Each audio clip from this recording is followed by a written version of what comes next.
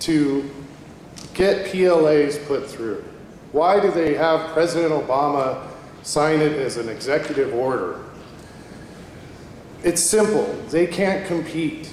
They can't compete with me because I am totally performance driven. And if I am not performance driven, there's 100 guys in line right behind me that'll take my job. Unions are benefits driven. It's simple. Why would the union say, hurry up and finish this job?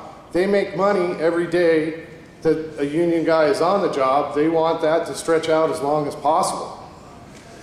They say it's for fair wages. Fair wages, that's an unnecessary redundancy. This is a public works project. Mr. Chancellor, you will make sure that it's certified payroll. You're going to have certified payroll. They say it's for no work stoppages. I'm sorry, the union is the only entity that can affect a work stoppages. I can't even strike. I'll be replaced. Mr. Takar, you can't come in. It cost me 30% of my wages to work for a union contractor. It goes into the benefits package that the union gets. It's called it's pension. It goes into the pension. It's a separate thing on my check. When I work for a union contractor, they make 30%. It goes to the union. I will never be vested in that. My brother asked me why I don't just join the union. Well, my particular union, the operators engineers, only holds tryouts once every 2 years. The next tryout will be in February of 2011. Now, either I can starve until then, or I can work with the AGC and do my 2 years of schooling, collect my 6,000 hours of trade-related work, on-the-job training, and for some reason the author of this PLA thinks that that's not good enough. I'm sorry. Thank you.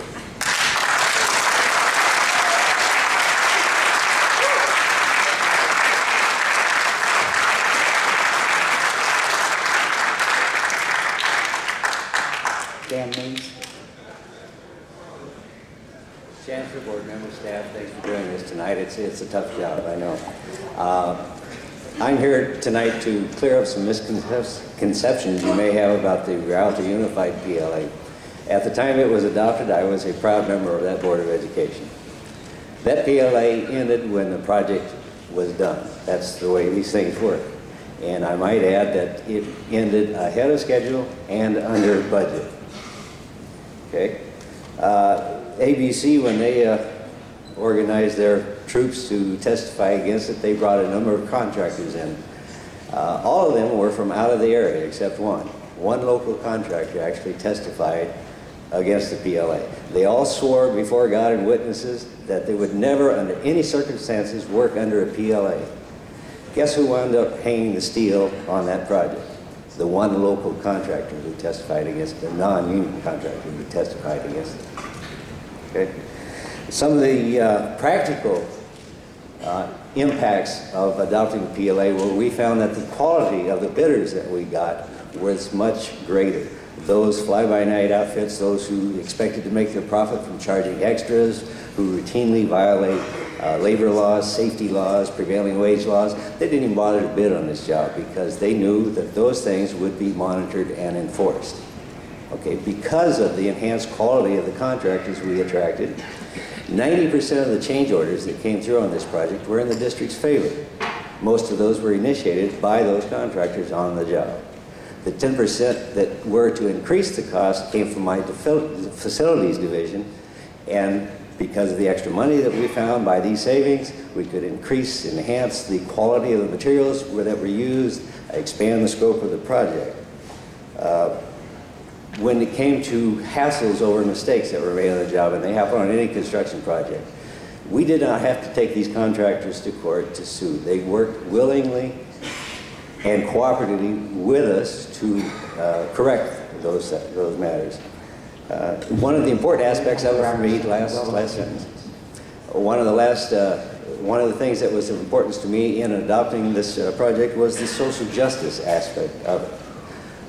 The workforce was protected on the job site, and almost 100% of the minority apprentices who actually graduate or complete those programs come from the joint apprenticeship programs or the union programs. For those reasons, I was proud to vote for that and see it to a successful conclusion, and I urge you to do the same. Thank you.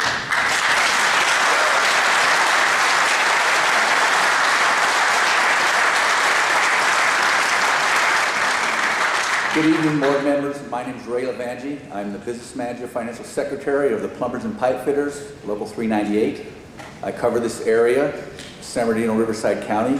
There's also another local, Local 364. Brian belongs to that local. In this area, there are 380 plumber and pipe fitter apprentices. Not 20, not 30, not 40. There's 380 of them that live in this area, work here, and vote here. In Southern California, our apprenticeship program spends $12 million a year. We have 9 facilities. They're not our facilities, they're joint labor management. There are differences in apprenticeship programs. Some programs will make sure their people get trained, others won't. You heard one example of it tonight. When you talk about saving money, PLA saved money. If you did your homework, you would see that. I'm sure you did.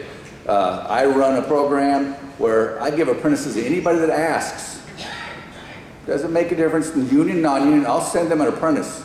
There are projects in the area here that require apprentices. They request the apprentices. They don't hire them. We send them down there, we bang on their door, the state requires them. The state doesn't have any money to enforce this. How can they do a project with no apprentices, paying all journeyman money, and save money? They can't. A lot of people cheat. Some are honest, some aren't. But how can somebody run a program or a campus like this that's supposed to deal in education and not look at further than just the cheapest way of doing it? What's the highest level of education somebody can get? Most union programs don't just stop at apprenticeship, they train their journeymen. Continued training they have. I'm sure other programs do that. Ours spends a lot of money doing it. So I'm here tonight to, hopefully you'll vote for this. We're very much in favor of it, and thank you very much.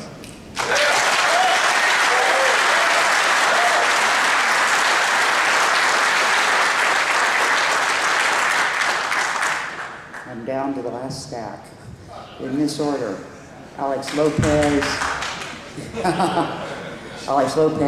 Matt Hannon, Gary Cook, Carlo Villegas, Andre Quintero. Is Alex Lopez here?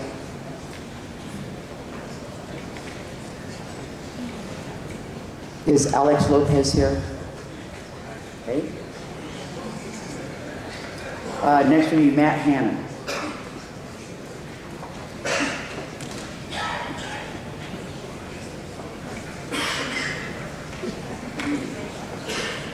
Hello, my name is Matthew Hannon. I'm a member of Local 440. I would like you to vote. Sorry. Yes, my name is Matthew Hannon. I'm a member of Local 440 IBEW. I would like you to vote yes on the PLA. I would like you to vote yes on this so local area hire would be utilized. Without the PLA, many of my fellow union members are forced to go to places like Canada or far-off destinations. I'm trying to start a family, and how can I start a family when I have to go out of the country to work? I have known many people who worked for non-union. They worked on prevailing wage projects, however, they were forced to give back a portion of their wages or take a lesser hourly rate for a cash amount. I believe that's where they are so familiar with the term kickbacks. The union gets many applications from non-union workers. The biggest complaints from the non-union worker is that they are unfairly paid, unfairly treated, and the wages are unfair. The PLA is good for both non-union and union. Please vote yes on the PLA. Local 440 has a no strike clause, and the dues are only 5%. Thank you.